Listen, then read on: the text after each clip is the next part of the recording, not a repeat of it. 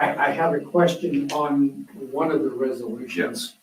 On the dash O2 Okay. in section 4. I'm just looking for clarification that first sentence, the township trustee and any other officer of the township, Yes. define who that. Well, that would be the president or secretary of the township board, would be the other officers. We do that kind of as a fail-safe. We never want it to happen. I've actually entered into these transactions before when someone's come in and not available for signatures, so we have kind of as a backup. Wanted to make Yes, sure sir. that that's the officers Yep. that you were referring to. Yes. That's fine. I have no question about that. Just clarification. Thank Yes, you. sir. She actually read through the whole thing.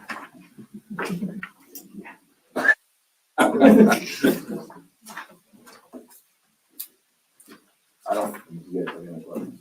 I would say for purposes of all those here, can you go through the timeline of what we'll be doing today and then what Yes. we'll be doing on the 22nd? So today, the purpose of this meeting with respect to the bonds is to hold a public hearing on the lease and take information from the public regarding their support for or opposition to the transaction. Next week, we will hold a similar, should have said, because this project exceeds $6.4 million, which is the current controlled project limit roughly at 10.66 million, you have to hold 2 hearings. We have to give notice of the 2 hearings first. After the second hearing, if it's approved, we have to give notice to the public again. So, and that is because it is the controlled project over the $4 million. It's less than the referendum amount, which is something like 13, maybe 15 million. Now, then that actually has to go on the ballot. It's over that. The other thing that we do have is behind Nikki here is information that has to be made available to the public. And it's some odd calculations about dividing your debt service by your net assessed value. And then you have to make the same calculation for the debt service for all units that also occupy the township, the town of Avon, others, school corporations, a big one. And you have to calculate all of those collective debt services and divide it by the net assessed value also. Nikki and Jeff Peters, your partner, did that. You have to state the maximum term of the bonds or lease, which is 20 years. The maximum amount of the lease, which all in with all payments and interest, is $17,193,969, a maximum annual lease payment of $903,000. And then estimated interest rate, which Jeff and Nikki have estimated at 5% right now. And then what the interest cost over the life of the lease is at that estimated rate, which is $6.533 million. Current debt service levy and rate, have to state that. And there's also an illustration which they prepared of the debt service, estimated debt service and estimated debt service rate for the next 10 years. And all those figures go into the post-approved notice.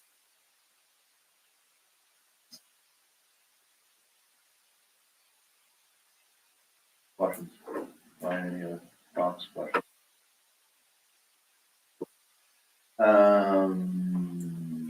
It looks like, so then, do we need to do the receipt and approval petition? No, you don't really need to approve them. They're right here. Yep. And there were 121 signatures of property taxpayers certified by the Henderson County Auditor.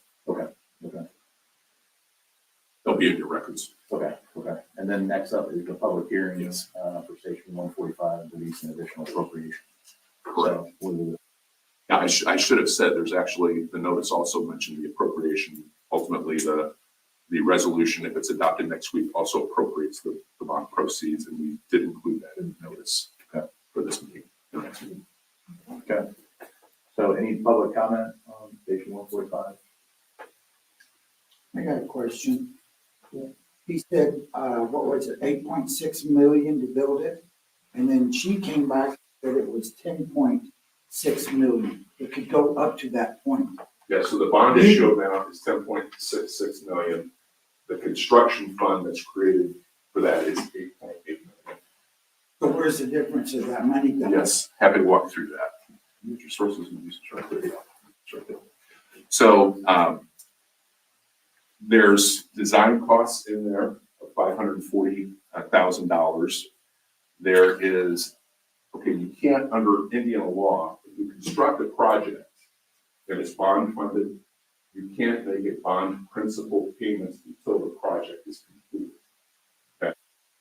So the schedule has been put together by the financial consultant, shows payments beginning in July 15, 2025, but it's only interest for that year, and January 15, 2026. Those are interest payments only. And that's called capitalized interest. Comes out of the bond proceeds. And the total on that is $655,000. There's a $400,000 fixtures and furniture and equipment in that as well. So that those are the primary ones. Then there are legal fees. The bond counsel gets $75,000. The municipal advisor is paid $42,500. There's a bond rating payment, which Nikki mentioned, that goes to Standard & Poor's of $30,000. There's payment to the local legal counsel that has to fulfill some obligations. And there's a small payment to the trustee, Bank of New York Mellon, and their legal fees. How much is the trustee getting? Which the bond trustee, Yeah. Bank of New York Mellon, their initial payment is $2,500 to close, and then there's a roughly $750 payment per year for them to hold the funds, make the payments, and to make construction payments. Just to make sure that there's no misunderstanding, it's not this It's not this trustee. Correct. It's the trustee, Mellon Bank. The bank, but they are referred to as a trustee. There's a Thank you trustee, for that venture, the trustee. We'll call them the bond. That's why it's called the bond trustee. So you didn't think it was Brian. So do we have money set aside for equipment? Station. Yes, is the short answer. Yes, sir. Speak about You want- that. Chief Ross, can you speak to that? Whenever I get up and do my stuff, I can speak to it now or in the report. But as far as manpower, on Monday, we're starting a recruit class of 17 people.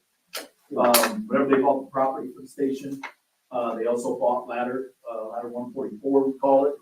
That's where it's going to be at the Richland Station. And all the manpower to come with that has been planned for in last year's budget approved. They're starting Monday. So we hired 15 people, that's 4 per seat. That's 1 alternate from additional time off, because we're growing our staffing. That'll take us up just over 120 people staffing at present, and that'll allow for that rate to grow with 4 people and safe staffing levels, include time off, and the other 17 are due to attrition, just replacing attrition. So it'll be one of the largest classes in the, I think, in the history of our county, but definitely in the history of the department. And it's just for the growth. You look at Avon compared to everybody around us in the county, we're growing quick.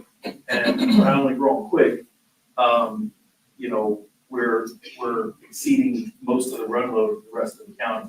It's between us and Plainfield. If you drive through both our communities, you see what's happening. The issue with ours is we're trying to stay ahead of that curve on everything that we're doing with manpower and infrastructure before there's no property left. And the sooner we can do it, whenever you look at the price of this, and maybe some of you wonder where the money's going in the sticker shock, you know, I think Mr. Summers might be able to answer to it as well. Would you build a building for it today versus just 3 or 4 years ago is almost double. Even if you're trying to build the same building. Yes, sir. Sorry, that's your meeting. You say this. Go ahead. 3. 3 is ideal. Is it gonna stay 3 when you build it, or are you gonna change it? No, sir, we're gonna stay there. The So, last one you had 3 and you changed it. well, we'll use the word you, meaning you No, did not I mean, be right. So, I don't, when I say you, Yeah. the fire department, Understood, and that's what we're after moving forward. Whenever I say plan for growth, that's what that means. That's what I'm hoping. And we want to be able to grow to provide an engine, ladder, and a medic. And if it isn't a ladder, maybe it becomes a rescue of some sort. We just have to keep our options open based on the service need. And it could even be multiple medics. And, yeah, the last one that changed to 2, a lot of that comes down to communication and education. And whether it happens intentionally or arbitrarily or whatever, it is irrelevant, it's what we have. And honestly, to create a third bay in that now is not an option, even though the space appears it's there, it'd be way more expensive. And so that station. They're waiting. You're waiting. A lot cheaper. Yeah, I would and just you like, only got 3 bays? 3 is all, that's ideal for a fire station. 3 bays for that station. Station 1 has 3 bays, Station 4 has 2. Station 2, or 3 out by Crestwood has 3 bays, and Station 2 currently has 2 bays. We will cross that bridge later. We'll bring you back My for more personal questions. opinion is, when we go to add on to the fire station, double Yes, sir. than what we could do right now. 3 bays for the property we're on fits, number 1. Going to any more bays is not needed. And at present, the way we operate and the way the rest of our county operates, 3 bays is sufficient from now until the foreseeable future. Sorry for that. I'm confident with that. So Are that's- you planning down the road, 10, 15, 20 years down the road, we're gonna have stations? we will either build a 6th station northwest, or we will a centralized station based on infrastructure changes within the community, the 36 widening project. There's a chance we might be able to move at a minimal to no cost to the taxpayer, move that station and have the NDOT help fund that based on current laws and statutes. It's already by Roots Township. We're exploring that right now, and that's up till 2030. Okay, So yeah, we have a 10-year plan. 5-year plan on infrastructure, 10-year plan on equipment. do we have enough money to support equipment for the next 5, 10, 15, 20 years? Based on the board's liking, I think the Peters Franklin Group is more equipped to answer that, but based on what we know and our own homework, yes, we have everything we're doing today, we can sustain, and it's sustainable into the foreseeable future. Everything in the future still has to be figured out, and it all depends on where the government moves, on all their tax laws upcoming as the current elections finish, and we get a new governor and all that. So some of it's yet to be seen. Because, break down your runs, if you would, for me, on, so compared to fire. 75-25 would be a rough estimate. 75 medical, 75% medical, 25% fire rescue. 70-30, 75-25. Way this northern section of Washington Township is being built right now, would it be smart to put an ambulance/rescue that area?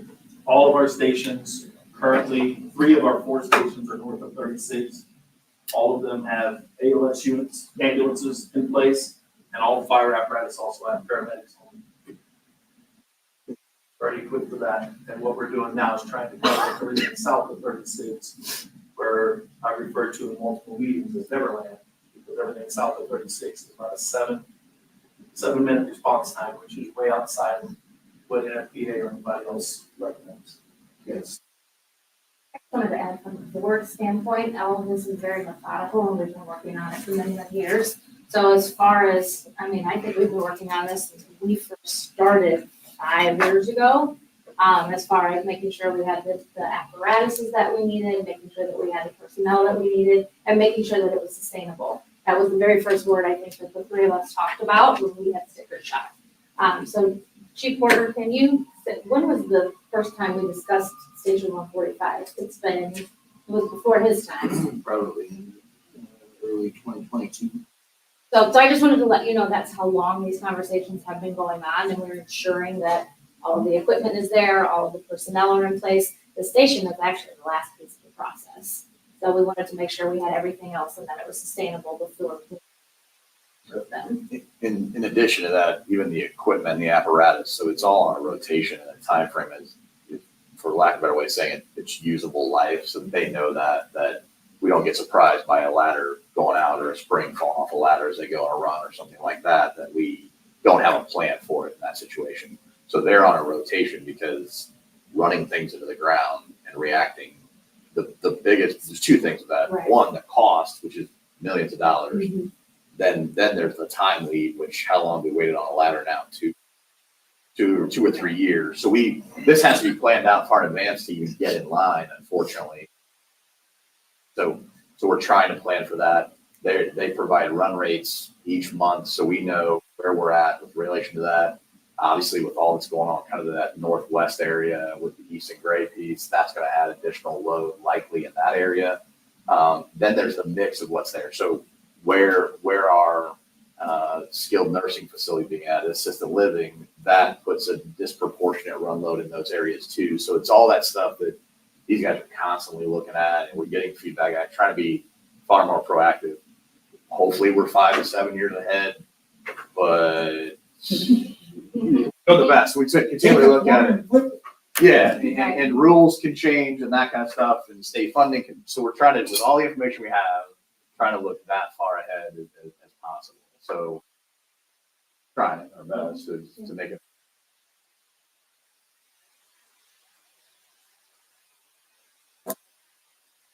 Yeah. I would say before we move on, I appreciate the questions and the foresight, even looking at the number of bays, you guys supported that, or what's seemed to be supported. Those things are all logical and logical questions and things that we are absolutely considering. So anything bigger than that, President, would be with. Okay, Yeah. I just wanted to hear it out of your mouth, but. And honestly, caring that we have the appropriate coverage, because that's been a problem. You know, when we first started, you know, it's not a joke, but it was, you know, I hope you don't have a heart attack because we may not get there in time. Because it was to the point where, and this is 5, plus years ago, and Yeah. we wanted to ensure you only have so many minutes to get there for different things, and we weren't making it. So now we are, with this leadership and these group of individuals, we're crunching the numbers and moving the needle to where it needs to be to ensure that everyone is safe and healthy. One more question. Sure. To the fire chief. Yes. I hear you guys going to Danville all the time. This is, sometimes it's really sad knowing how many times you go to Danville. Right. And is Danville wanting to fucking Nope. Danville as far as equipment? Because We're in the bond, I'm gonna do this. I do have answers for you. But we're in the bond hearing now. I don't want to get off topic. So if we finish the bond hearing, everything you're asking, I will cover in my report to some extent. And then I think in public questions, we can dive back into it. thank you, sir. He's got it. Yes, sir. Speaking on the timeline earlier. Yep. What is the timeline for breaking ground and finishing? to completion? Chief might have a better answer, but I can look in here. We're looking at end of October, first November to Yep. start, completion January of 26.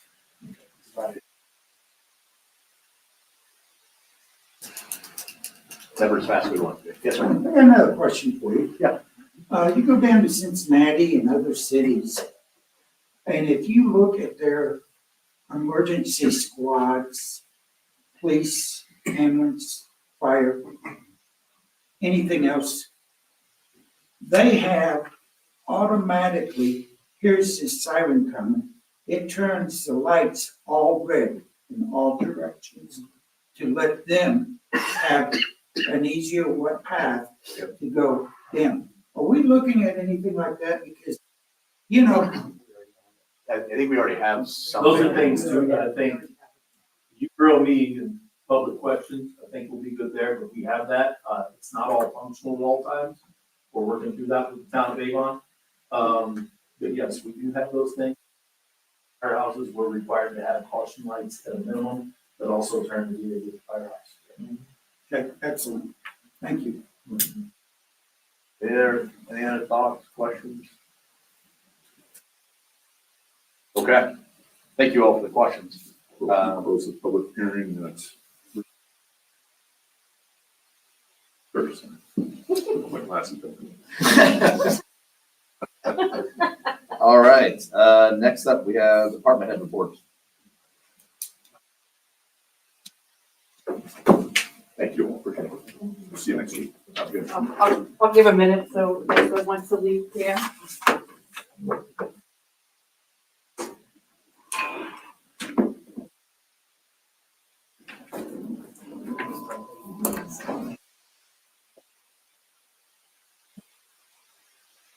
All right. Thank you, guys.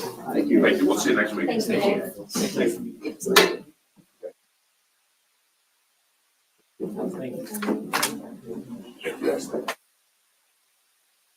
Township assistance, as you can see, our numbers are staying about the same, slowly increasing over time.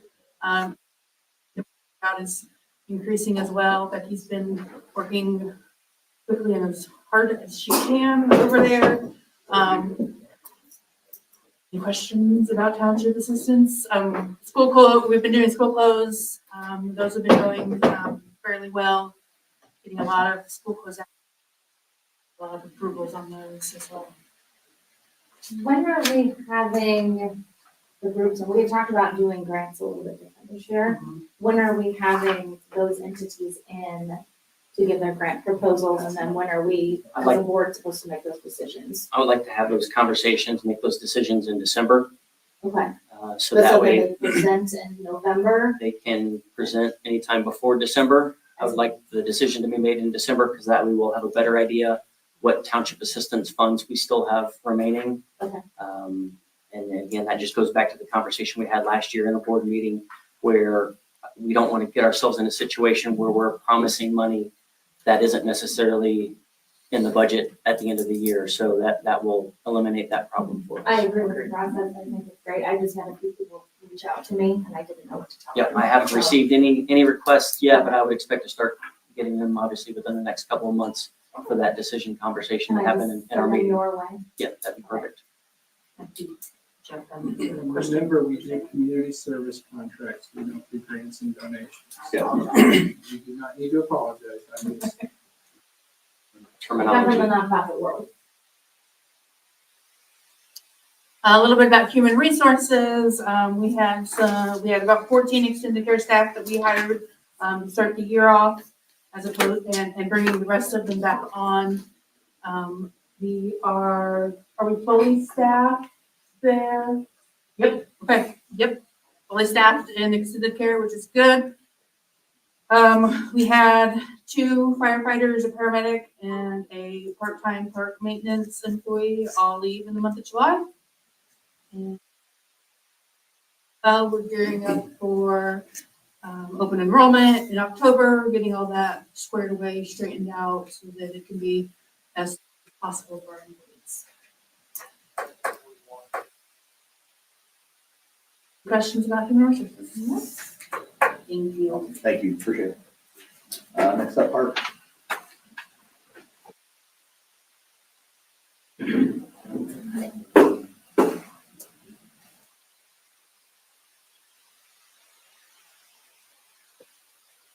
Okay, in the month of July, we wrapped up our normal operating hours at Mercy Aquatic Park. It's very sad to not see everyone there each day. We did move to our calendar hours, which are on the weekends. This year, with Murphy, I supplied you the month-to-month report like you had asked. On that report, it does look like there are some lines in 23 that are close to 24. But when we do the final wrap-up of the budget, I think you'll be happy to see that the expenses were way down, which makes that revenue look a lot better. So we're excited to give you that wrap up. We are open until Labor Day, so you won't see that until probably the October board report is when we'll give you all of that info. Then I have on here, so now that the pool has wrapped up, we are starting on the Glow Lab at the Nature Center. So we've already started the different improvements for that. As far as painting, we've tested out the lights, and now we'll start working on the different things that go in there. We're also doing a big focus on the deep cleans inside the building and also the animal enclosures. In July, programs hosted over 33 events. That's the most that we've done so far. So very exciting stuff. It may be depressing to some, but happy for some, but we are already on Christmas planning. So we are already planning all of our Christmas events, and then we opened our craft fair up in the month of July, and it sold out within hours. So we're excited about that. People get really excited about the craft fair. Then camp, we had a great year of camp, very minimal complaints from each camp that we have, very manageable stuff. The camp numbers do keep growing, which means our staff numbers keep growing, just to accommodate for safety reasons. But all in all, I felt like we had a really great camp season, camp year. We look forward to seeing them in the fall. And then with EEC, you can see our numbers for EEC are way up in each school, actually. And which means our numbers for employees are up. But I am excited that we do have, every single school has a club supervisor. And so we are at the point where we can now take on more staff to start advertising the program to get more participants for the program as well. And then we move over to our maintenance division. The maintenance division spent some time doing some security updates to our campsite area. We also have been pricing out our chemicals that we use for daily, just to make sure we're still getting the right price. We want to price out, see what's out there, just in case there's somebody with a better deal, better product. So they have been doing that in the month of July. Random feedback, I was like at a chamber happy hour Monday, and I write about you all the time, and all the great things that the parks are doing, but I specifically drive to camp because of how much I've seen it grow from nothing to what it is. And I told this guy, I said, you've got to send your kids to Washington Township. And he switched them over and he was like, they had the best summer of their lives. Good. I wanted to give it that major kudos. I thought we got them from Brownsburg. And always with happy stuff, so I'm happy to hear that. Yes, I was very pleased. Great job. Anything else? No? All right, and I'll send out that month-to-month report for the next board meeting too, Okay. and then we'll do a full wrap-up come October, Okay. just like we did last time. Perfect. Thank Thank you. you. Appreciate it. All right, Hunter. Easy.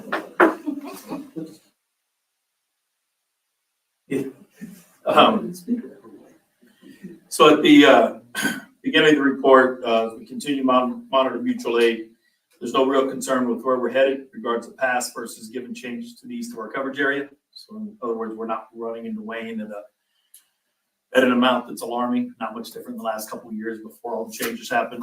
I think it's coming, but it's not there yet. As far as the questions about Danville and going west,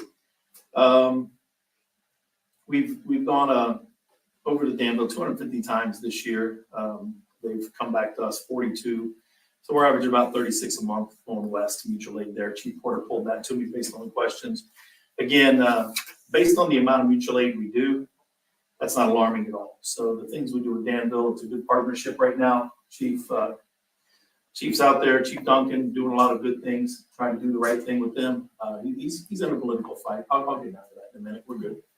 But he's in a political fight out there. But I'll get into some more of those numbers here in a few. Moving down the report, upcoming recruit class is secured. We're excited to get started. Here I put they were just weeks away. Now they're just days away. They start on Monday. I gave that out earlier. Will be 17 people coming. All of them are through PERF and the 77 fund. Everybody's ready to go. They come and grab their equipment. They know how they're going to report, what they're going to look like, how they're going to walk, talk, stand, and move for the next 26 weeks. So we'll make sure that's in line. And Chief Porter, Chief Huff have been working on how the class is going to look.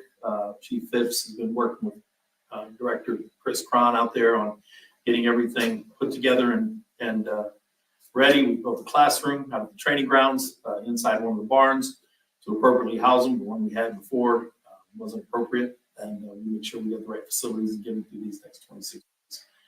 We did that in lieu of building the facility we wanted and planned for. That wasn't in the budget. We spent just over $20,000 putting this in line, and it'll work for now. So as of the last meeting, we'll be at full staff. I said we were at full staffing for the first time since February 23. That changed. We had some departures, 2 fire, 1 EMS. Again, those were in our favor. We're okay with that. They were resignations, but those resignations were ideal. If one can be ideal. We will be replacing them with 2 laterals, so they won't sit empty long. We opened up a lateral process for the month of August. We've already got over 10 applicants to that just in the first week and a half. We haven't had much of a problem with response. I've said before, I've kind of gone away from the idea of having lateral hires. We're getting a lot of people applying from Terre Haute. They're not running from bad leadership there. They're not necessarily running from anything other than lack of applicants and the inability to staff. And they're just not at safe staffing levels. They're running some rigs with 2, and these guys want to make sure that they're in a good place, that they can continue to go home to their families. And they've applied here in pretty heavy numbers. So the ones we've hired have been very solid. They fit in really quick. They're fast learners. They haven't taken time to become adapted with our crews at all, and they've been accepted readily. So that might not be a bad pipeline for a while. Station 143 and Station 145, that was in the report. That was the topic of the day here. We are considering alternatives for cost savings at the moment. So we've walked in and out of a few meetings, asked them to come back with better numbers. We're in the process of the engineering approval and department staff accepting or rejecting the considerations for cost savings. They like to call it value engineering. I don't necessarily like the term, but it is what it is. It's not going to be under engineering. It's not going to be settling for a lesser product. It's just, if I'm going to replace that light with a $50 light later versus a $500 light up front, then we'll buy the $50 light. So we are trying to be very frugal in that. Chief Phipps guards a lot of our money as if it's his own. So we have some contention at times over that, but he's done a good job with the builders, and that's something he's spearheading. So he's more capable of answering a lot of questions as we move forward there. Our anticipation is to be within 10% of what we budgeted in 2023. So I think you've heard we're almost already there. We budgeted $8 million. They're coming back at $8 million plus about 10% contingency at 8.8. We're hoping to drive that a little bit lower, and we'll see where we land. But I think that was a pretty good guesstimate coming in here new last year as the group got together and started to gel. We threw $8 million out and looked at each other, shrugged our shoulders, sent it to you, and we're there. So it was just based off their experience and their experience in the past and in the construction industry. Chief Porter and Chief Phipps had a pretty good platform from which to make that guess.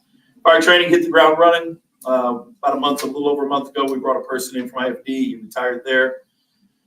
He's already performed live fire revolutions for A shift crews as part of their requested shift training. We've also completed 2 out of 3 phases of rapid intervention team training. The firefighters who are trained and equipped to search and rescue other firefighters who are lost, trapped, or injured while fighting a fire. What he wanted to do is make sure we were equipped to save our own before we move forward. So that's phase 1. It's got about 11 other phases planned throughout the year and into the coming year and during the recruit class. So there'll be a lot going on at the training grounds. It's been underutilized at times based on our search for the right training person. And Chief Porter's kept that alive along with operations for a while. And now we've got a person dedicated full time, and we'll see that being used more. We do have some upcoming meetings with some of our neighbors over there to explain we're not burning couches and carpet every day, and we're not trying to create a toxic environment. That's a whole different purpose and used sparingly, if not just a couple of times a year. But we're going to go through that with them in the upcoming weeks. We're excited to have a good 1-2 punch at Fire and EMS. I mentioned that at the bottom paragraph with Chief Weininger working together in our department operations. EMS currently in the process of hiring 2 civilian paramedics. We promoted 9 medics to field training officers, which was in the budget last year. They're going to be primary preceptors for observer students and affiliated candidates. This will give us consistency and a formal approach to prepare people for careers in EMS. It will also help with department training and continue to provide to to help us continue to provide outstanding care to the community. Miss Audrey, you want to help me with her name? Dibadak, okay. Ms. Audrey Dibadak came in and helped us out with some tracheostomy training. That's one that everybody enjoys to an extent, I guess, until you have to go do one in real life. But again, important nonetheless. She also attended a recent Hands Heavy instructor class. Hands Heavy is an app that allows crews to access medication equipment specific to age, and it's based off of our HRH protocols with Hendricks Regional Health. Ladder 141 and Medic 141, and the pictures that I provided, I don't get as fancy as some of the others, but we did put a couple pictures in. Those crews delivered a baby in the field May of 2024, and Chief Weiniger has been proactive looking at different programs from the state, so they get stork pins from the state, become part of the stork club, if you will. And those are our first 6 people who received the state certifications or state certificates and stork pins. So I appreciate her being proactive in finding that. Moving into fire inspection investigations, public education. I know the last time Levi presented, this is where he wanted to focus, and rightly so. They continue to do good things. They've already exceeded previous 5 years in their total fire inspections and site reviews. This month, they passed everything they've done in the previous 5 years, each year in total. So they're ahead significantly each month. Now that we've added the other inspector at 139, they're outpacing by 10 to 50 inspections per month. They do plan on completing every business in the township and in our coverage area this year. That'll be the first time in quite some time that's happened. Levi completed a Glock armorer course that allows him, since we passed the guns and then carrying guns, to inspect them, clean them, and be certified as far as handling them in a safe, effective manner. And Ms. Courtney Lee not only completed the Public Safety Educator 1-2 course, she just returned from a week-long juvenile fire center class where she had some realizations on where she'd like to take our township as a whole as she goes out and does her public education and PIO events. Looking at those, the biggest thing that what I'd like to note on there is if you move down to PR events, 35 people touched at the National Night Out, the Savannah Memorial Ride, and the Avon Town's 4th of July event. That number of people plays huge as we go into our ISO ratings and those types of things. We want to make sure that we're outreaching as many people as possible. I don't know that we've reported that as well in the past. It's always an estimate, or the best guess, but we know how many people roughly attend each one of these events, and we're doing a good job with not only her being present, but our crews coming out and our staff also showing up here and there. And again, being visible is a big deal, and that was found out while I was out doing some of the signatures and stuff for the petition. Some of the conversations were pretty interesting, and again, they weren't planned conversations, but they were good. Last thing I'll go through here is the monthly report. As far as runs go, we are 689 runs for the total month of July. When you look at the rigs and each of their run loads, again, pretty balanced. Medic 143 was a little bit down at 76 runs, but everybody else was 100 plus. We have a good deployment of forces. Whenever you look at total incidents by shift, A shift is not only holding it down by month, but also for the year to date. Last year, I think it was B shift. So average turnout time staying at about that 1 minute 6 second mark. Mutual aid given and received in the middle of the page. We have given 193 mutual aid events. We've only received 49 in the month. Again, we go north, we go south, we go east, we go west, and within our dispatch system, that's normal. As you go to Brownsburg, there's a big gap between them and Whitestown, but they will go over the pike. So they don't really go north as much. Going west, there's still a lot of farmland north and west of Brownsburg. Plainfield, same thing. But with us, we've got Danville to our west, we've got Brownsburg to our immediate north, we've got Plainfield, which is bustling to our immediate south, and Wayne Township to the east. We're going to give more mutual aid than we receive. And they're not facing the same strains as we are. When you look at Brownsburg Station 3, it's doing about 300-ish runs a year. We don't have a station below 1,000. Maybe close to a couple thousand on some of them. So it's not always going to be equal, right? So I'm not worried about mutual aid. It's whenever it goes up for some reason outside of our control, then we should start looking at limits. The only one I'm really worried about is outside the county, looking east. And right now, that hasn't been a concern any more than anybody else. Right now, we go north and south more than we go east or west.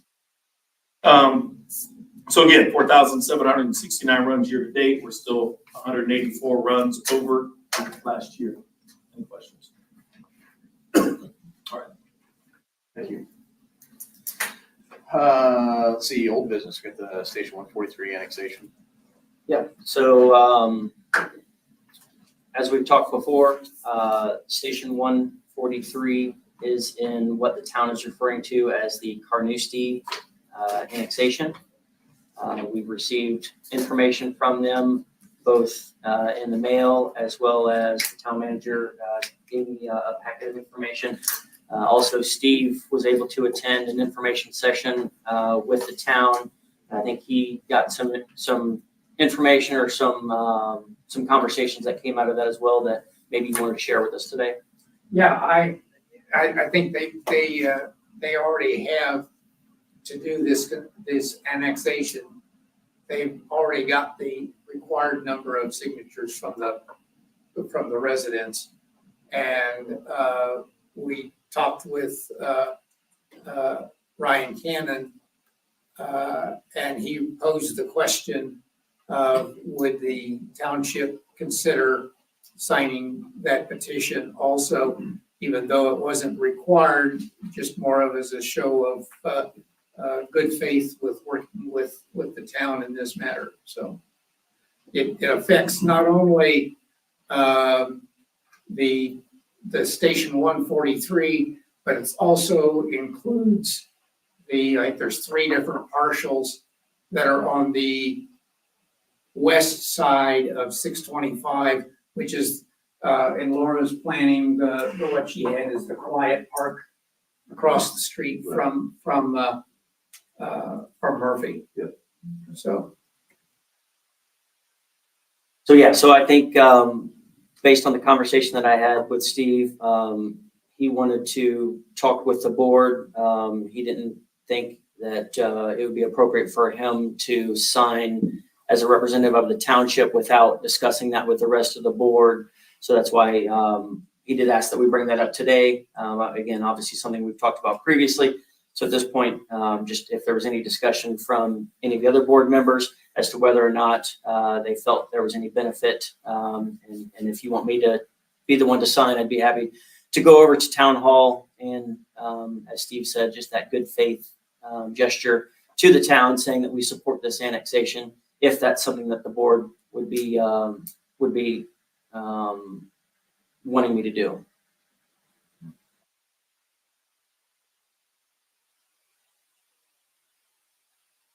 And again, just based on the previous discussions that we've had, it's not going to change much of anything for us. It doesn't change our taxes, of course.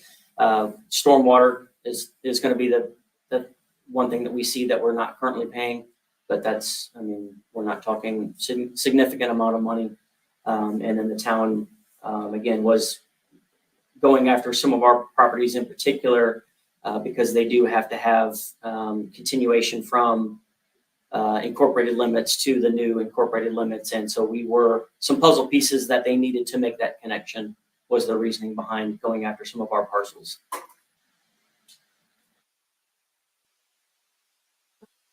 yes, I my only hesitation was obviously Right. we hadn't discussed it as a board, and it wasn't my sole decision to make that. But like you said, they're already at 40 some signatures, so they've met their minimums. So it's just a matter of whether They're annexing us one way or the other. So, Right. so yeah. And that's why we're saying it would just simply be a good faith gesture. So I will get that on my calendar to meet with the town manager to get that done. Good. Thank you. Thank you. Okay, up in new business, we have conflict of interest declaration for Mitch Jenkins. So Mitch Jenkins is a craftsman who makes really nice retirement gifts, come to find out. And so we have used his services to provide some gifts to a firefighter recently who did retire, just to keep everything on the up and up. We do have the interest declaration because he is a full-time firefighter with us as well.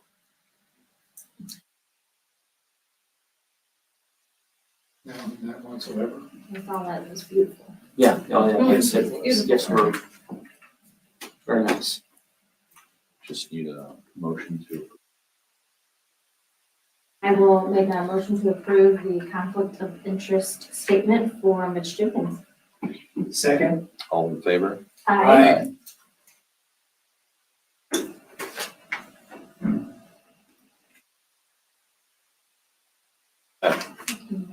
All right, next up, we have resolution 081524-01, equipment transfer to Cicero Township, Tipton County. So if you remember back, maybe it was even last year, that yellow fire engine that's been sitting in our gravel lot over there, we declared that surplus. That was originally purchased with the intent of making that a training engine. The pump is not suitable for that to be a training engine for us, so therefore serves no purpose for us to keep. So we did declare that surplus.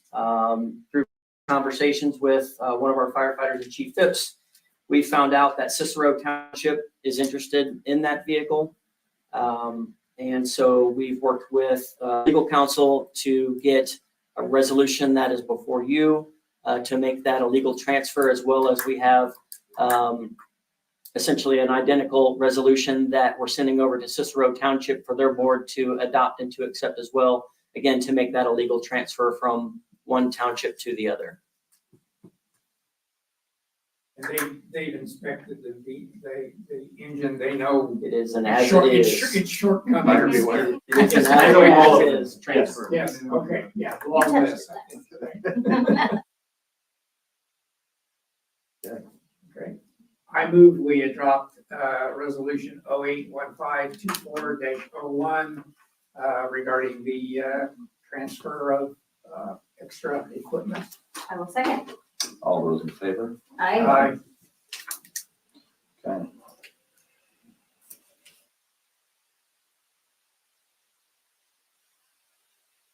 Okay, next up, upcoming budget dates. I don't know if there's much to. Yeah, and again, that's just a reminder, same as we had on the agenda last month. I just want to keep that on your radar. I know both Fire and Parks has been working on their budgets to make sure that they're getting everything included in next year's budget that they need. So that way we will be prepared to bring that to the board here in short order. Bringing snacks to them. Actually, do you just as a matter of following up on those dates, do you feel like those dates, if we, a whole lot of questions, you're gonna be able to turn it around in that length of time? Yeah. Because I think between your opinion and Peter's group's, review of it, looking at numbers from that side, Yeah. I just wanna make sure we kind of. And It will be a tight, I'm sorry, it will be a tight timeframes because we do have to, so for the public hearing, we have to post on the gateway 10 days before the public hearing, so it will be just a quick 4-day turnaround, but we'll get it worked out. Most of it's already on there, so the only thing we have to do is the changes. I've put in everything that we've come up with, so we'll continue as we get Fire and Park done to put them. It is just if you guys say, okay, you're good with these numbers, it's a simple pushable. You're not gonna hold up getting preliminary numbers in, just. Yeah. So you can work ahead. Okay, good. And I know we've been meeting with Peter's group as well throughout the year, just to make sure that we have a good understanding of the numbers. Danny and Chief Porter and Chief Phipps actually went down there and met with them to have a lengthy conversation about, hey, these are the numbers we have now versus the numbers we're projecting in the future. What does this look like? And really have them help us map that out. So that should make this process hopefully pretty easy as well. Any public comment or wishes to be heard? Yes, sir. Yeah, I've got a question. Sure. Let's go back to Peacock Park, Okay. okay? I worked there since the day it opened almost, up until last month. We tried to get gravel, have you ever been out there lately? The streets are horrendous.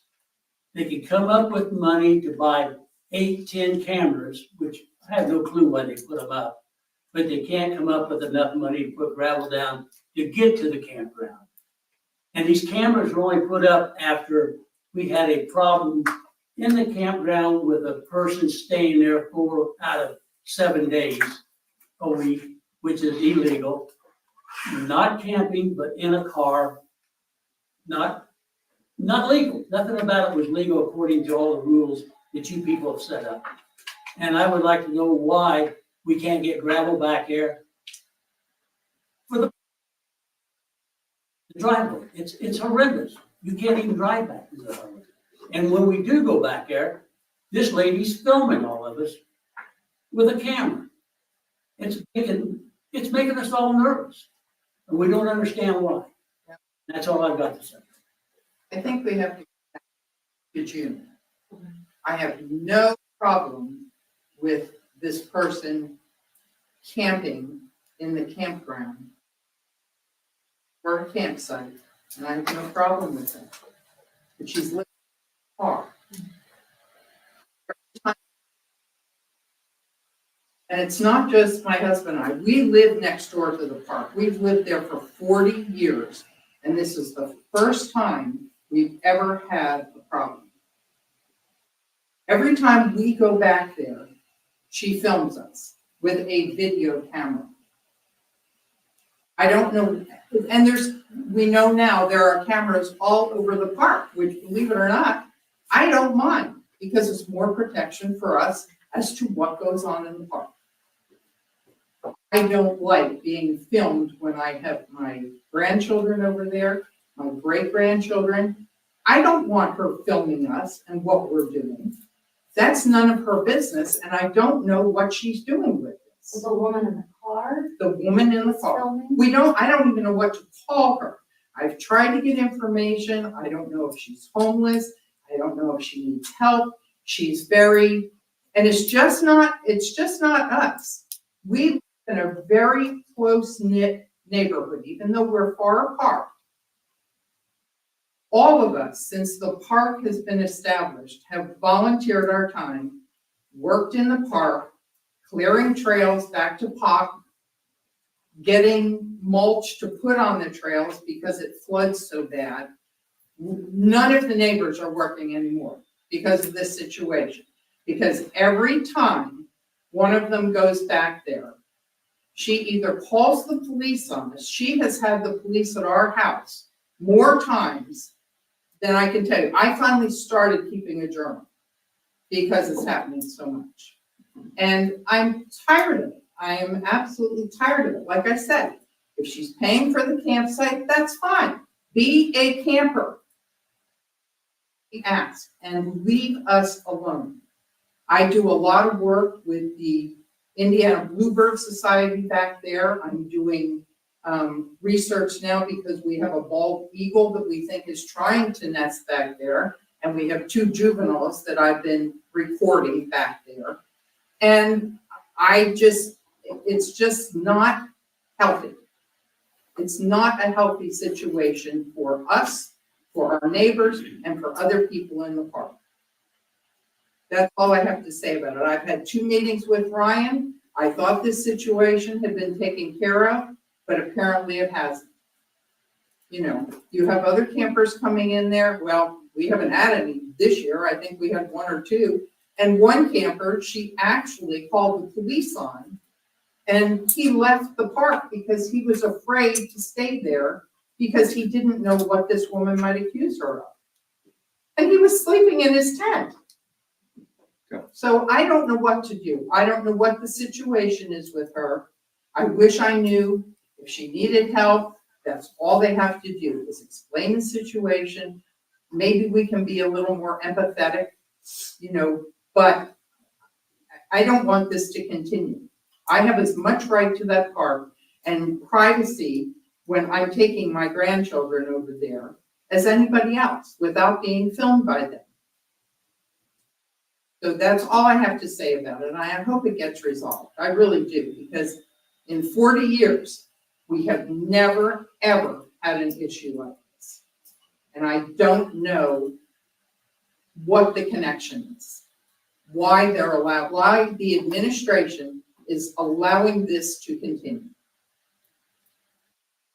As board members, have any of you been to Pecar Park? I have multiple times. Yeah. Okay. Yeah. So you know. Yeah. I mean, it could be a very nice place. We thought it was going to be for, families. We used to have a lot of families. We don't have that anymore. Don't use it anymore. So I don't know what to say, but this situation, something has to give. Yes, sir. I also live by the park. I back up to it. I had started going back there walking my dogs and fishing in the pond until I found out about the lady. I have not personally had a run-in with the lady, but that makes me very uncomfortable. To make me uncomfortable is hard to do. I'm a combat veteran. I've lived in the area for 10 years. I loved it all the time until the park opened up. We've had more problems with people speeding up and down that road since that park opened up, and we were told there would be a higher police presence out there. That police presence has dropped drastically. We have people walking to and from the park with their kids, with their dogs, cycling to it. I don't even like being out near the street anymore with the amount of traffic we have coming down there, doing well over the 40-mile-an-hour speed limit. Yes, sir. My name's Bill Miller. I live over by Bartlett Chapel on East Main Street. My wife had surgery. She was tired of looking at four walls. I said, let's get in the van and go out. We ended up at Peacock. He's filming us. It's the first time my wife had ever been through the park. She's filming us. What is she doing with that? Does she have weapons in the car? Is she mentally problem? Is she going to end up shooting somebody? She'll call the cops on you. Might as well. Cops coming. I mean, is this what we want for our parks? I think the answer is, the answer we know. And I don't have necessarily an answer. I'll be honest with you, it's the first time I'm hearing it, so I don't have an answer to that, but I can say we'll certainly look into it. And yes, that's not with the expectation we would have as a board. I'm speaking of individuals. It's the first time hearing about it as well, so we'll talk to Ryan, we'll talk to Laura, we'll figure out what's going on. Okay, has the police department searched her and her vehicle It's the first for that lethal it's the first that weapons? we're hearing about it, so I didn't even know that she existed, so. It's been going on since June the Yeah, first. since June the first. June the first, and we've addressed it, and nothing's been done. She has had police sent to our home. And We're I not mean even several at a home. time when we are not even there. We're not even there, we're getting accused of stuff. And finally, I'm very tired of it. I'm about ready to sue the township, her and everybody else, if they keep harassing us. I finally had to call the police department and tell them that we were being so harassed by this. And we shouldn't have to put up with this. We really shouldn't. No. It's a nice park, people use it. The campground can be very nice. Like I said, I don't know if they put all these cameras up because of this woman. I have no idea. I like the cameras. It gives us an extra layer of protection. We're in a remote area. And yeah, there are things that have gone on in the last 8 years back there that you don't want going on. And have been handled. And we can see the whole park area from our backyard. But again, I don't want this to continue. I don't know what the answer is. Well, thank you for bringing it to our attention. The problem also, the park was established and built. Every one of the parks that we've got, there were regulations, there were guidelines, there were rules to follow to make it a safe place to take kids, to make it a safe place to have a birthday party, you know, to make it a safe place to go camping. And it doesn't feel like a safe place when you have an outsider. It's not her park, it's our park. And you got an outsider that's breaking the rules.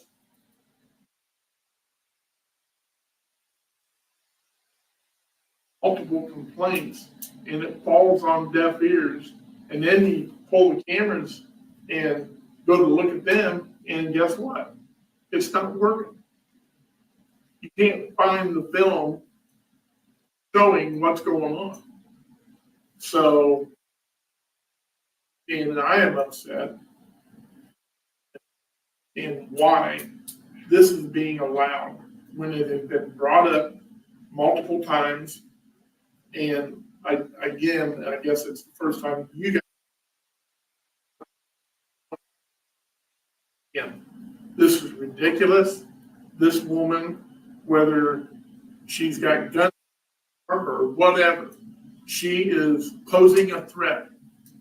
You know, and she doesn't like, she doesn't even have a tent. She sleeps in the car.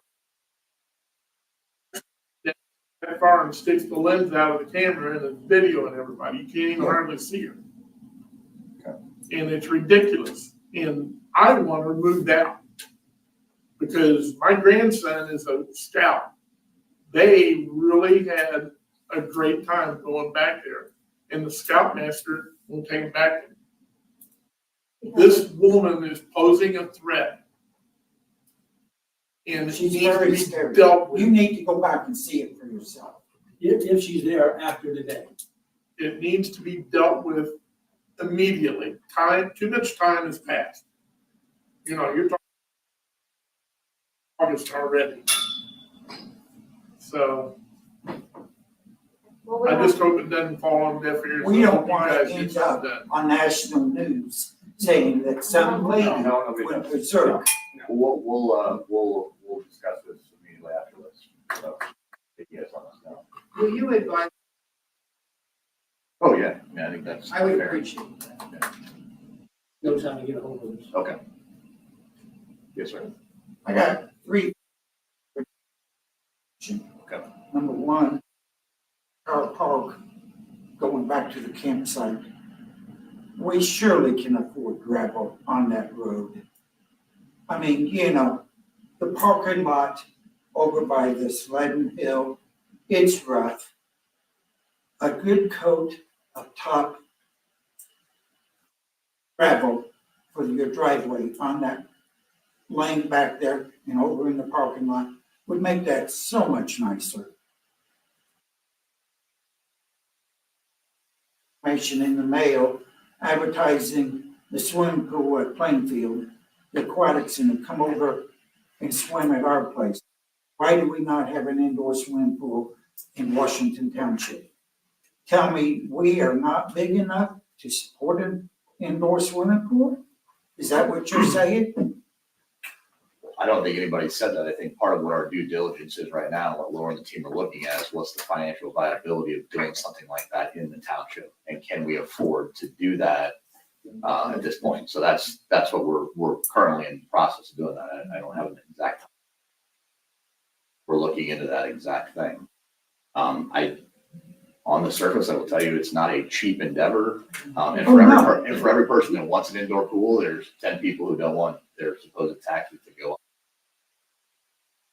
Balancing out, can it be fiscally responsible and not be at the. That's the fiscally responsible way to handle that right now. Fiber optics. We live in an area of Washington Township that the town of Avon does not have, the town of Danville does not have, Plainfield or Brownsburg does not have.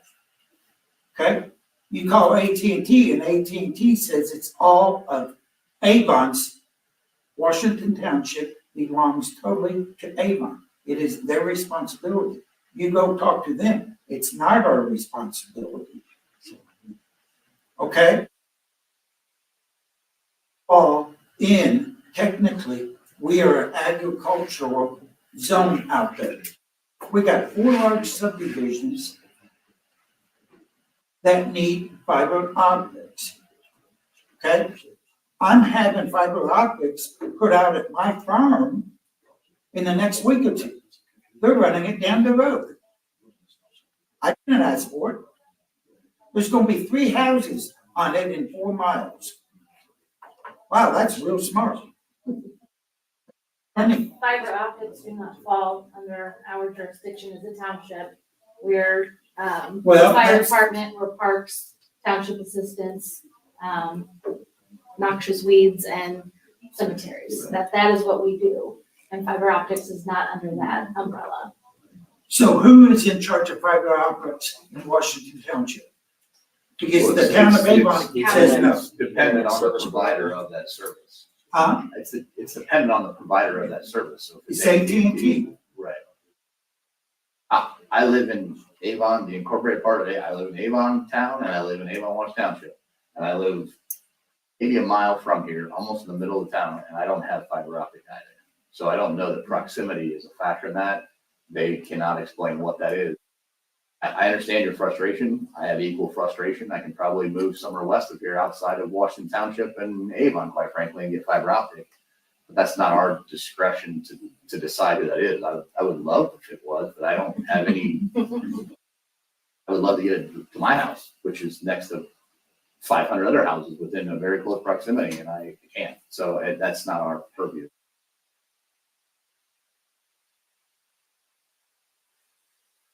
Appreciate your time. Oh, absolutely. Looks like we are up to adjourn. We just need to, sorry, I'm gonna rush it. Need a motion? I'll make a motion to adjourn at 4:16 PM. Second. All in favor? Aye. Aye.